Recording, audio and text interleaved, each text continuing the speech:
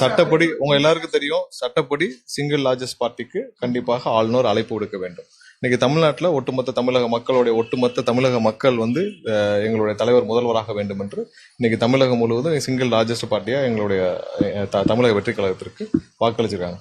தமிழக வெற்றி கழகத்தை கண்டிப்பாக அவர் அழைக்க வேண்டும். அதற்கான கடிதத்தை கொடுத்திருக்கிறோம். நம்ம பொறுத்திருந்து பார்ப்போம். இல்லை, பொறுத்திருந்து பார்ப்போம். டைம் இருக்கு. நேற்று கொடுத்துருக்கோம். இன்னைக்கு காலையில திரும்பவும் சம்பந்தமாக சிங்கிள் லார்ஜஸ்ட் பார்ட்டியா தமிழக வெற்றி கழகத்தை கண்டிப்பாக அழைக்க வேண்டும். இல்லை, நாங்களாக இன்னைக்கு மறுபடியும் கொடுக்கப்பட்டிருக்கு. ஸோ அதுக்கப்புறம் அவர் முடிவை சொல்ல வேண்டிய டைம் இருக்கு. கண்டிப்பா என்ன சட்டப்பூர்வமா செய்யணுமோ அதை செய்வாங்கன்னு நினைக்கிறோம். ஒரு நாள் வெயிட் பண்ணி பார்ப்போம்.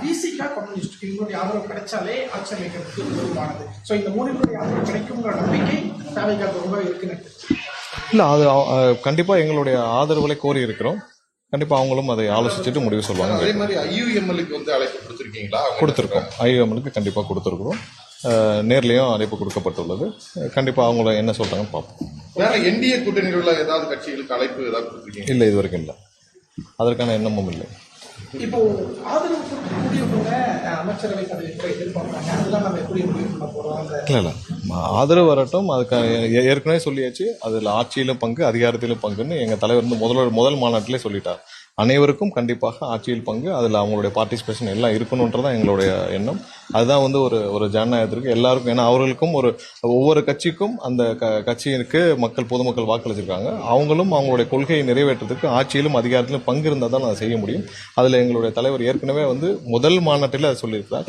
எல்லா கட்சிக்கும் அவங்களுடைய கொள்கையில் அவங்க மக்களுக்கு செய்ய வேண்டிய பணியில் ஆட்சியிலும் அதிகாரத்திலும் பங்கு இருந்தால் தான் செய்ய முடியும். அதற்கான பங்கீடு இருக்குன்றதுல முதல் மாநாட்டிலே சொல்லிட்டார். ஸோ அதில் எந்த மாற்று கருத்தும் இருக்காது.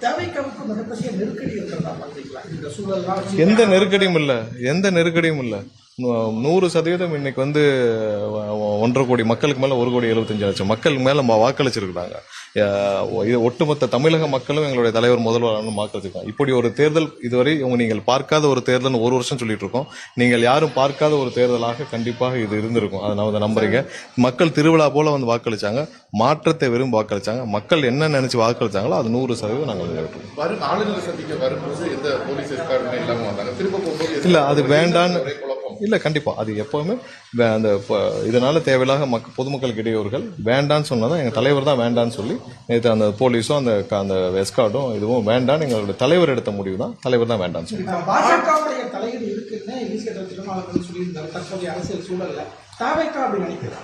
பாருங்க. எந்த சூழ்நிலையும் நீங்க பாத்துருப்பீங்க என்ன நடந்துட்டு இருக்குன்னு.